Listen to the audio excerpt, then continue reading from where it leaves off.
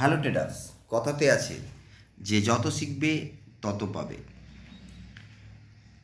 12 তারিখে bank Nifty open হওয়ার পর পুরো দিন খুব ভালোই নিচের দিকে নেমেছে। তবে আজকে আমরা একটু দেখব 13 তারিখের মার্কেট। আমরা একটু চেষ্টা করব 13 তারিখে ব্যাঙ্ক নিফটি কী কন্ডিশন তৈরি করতে পারে।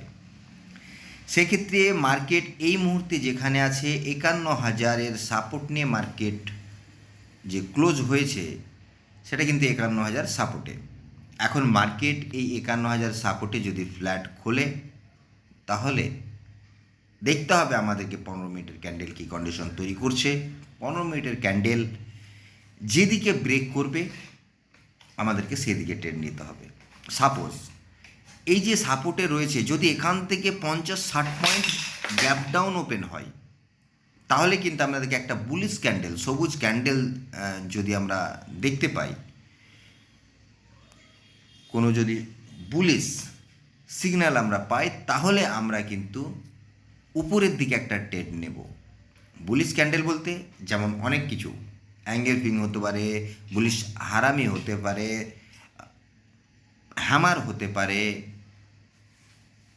তারপরে মর্নিং স্টার হতে পারে, বিভিন্ন রকমের এই টাইপের কোনো ক্যান্ডেলগুলো যদি আমরা একটা সিগন্যাল পাই তাহলে আমরা একটা উপরের দিকে ট্রেড নেব। আমাদের ফার্স্ট টার্গেট থাকবে 51,400।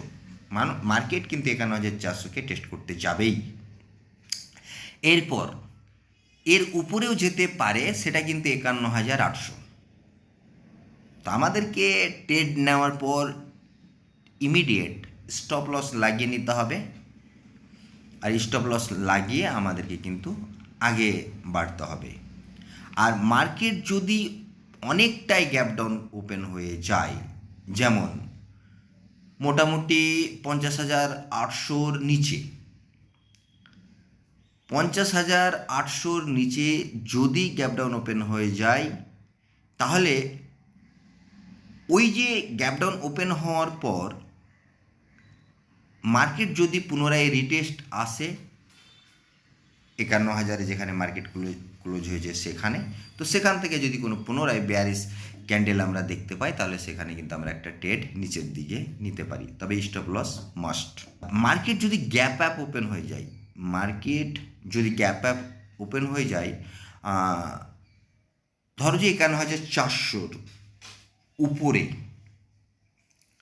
তাহলে আমাদেরকে সেই আবারও 51,400-র উপরে যদি গ্যাপ আপ ওপেন হয়ে যায় আমাদেরকে প্রথম ক্যান্ডেল দেখতে হবে। প্রথম ক্যান্ডেল দেখার পর আমাদেরকে যদি কোনো সিগন্যাল পাই তাহলে আমরা উপরের দিকে ট্রেড নেব। আর যদি 400-র নিচে গ্যাপ আপ ওপেন হয় তাহলে আমাদেরকে দেখতে হবে যদি এখানে বুলিশ সিগন্যাল পাচ্ছি না বেয়ারিশ সিগন্যাল পাচ্ছি। যদি বেয়ারিশ সিগন্যাল পাই তাহলে 400-র নিচে যদি গ্যাপ আপ ওপেন হয় তাহলে আমাদেরকে একটা নিচের দিকে ট্রেড নেওয়া যেতে পারে। তবে 400-র উপরে হলে উপরের দিকে, আর 400-র নিচে যদি ওপেন হয় তাহলে আমরা নিচের দিকে যদি সিগন্যাল পাই তাহলে নিচের দিকে আমরা ট্রেড নিতে পারি। মানে বোঝা যাচ্ছে কি বলছি? 400-র উপরে যদি গ্যাপ আপ ওপেন হয় আর যদি কোনো বুলিশ প্রথম 15 মিনিটের ক্যান্ডেলের কী কন্ডিশন করছে সেটা আমাদেরকে দেখতে হবে। আর 15 মিনিট যদি তো কারো ধৈর্য না থাকে তাহলে 5 মিনিটও দেখতে হবে। 5 মিনিট ক্যান্ডেল তৈরি হওয়ার পর তার পরবর্তীতে ক্যান্ডেল ওই যে প্রথম 5 মিনিটের ক্যান্ডেলকে যদি উপরের দিকে বের করে তাহলে উপরের দিকে ট্রেড নিতে হবে 400-র উপরে যদি গ্যাপ আপ ওপেন হয়।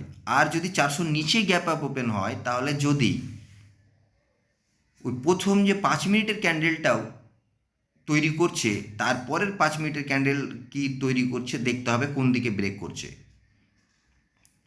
তবে 51,400-র কাছে যদি গ্যাপ আপ ওপেন হয় তাহলে মার্কেট যতটা সম্ভব নিচের দিকেই ঝুঁকতে পারে।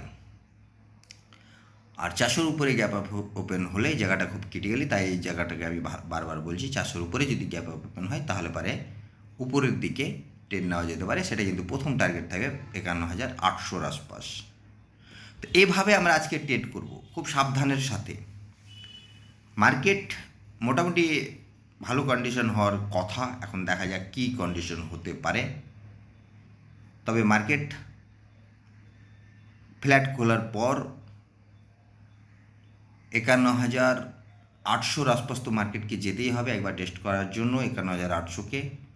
প্রথম যে মার্কেট যাবে সেটা কিন্তু 51,400, তারপর ওখান থেকে পুনরায় একটু নিচের দিকে মার্কেট নেমে আসবে, তারপর এখান থেকে ব্যাক করে পুনরায় 51,800 দিকে মার্কেট যেতে পারে। এই হচ্ছে আজকের কন্ডিশন। আর ট্রেড নেওয়ার সময় স্টপ লস খুবই অনিবার্য। দেখতে হবে মার্কেটের স্ট্রাকচার, মার্কেট কীভাবে কী রকম কেমন টাইপের মুভ তৈরি করছে, তারপর ট্রেডের দিকে এগানো উচিত।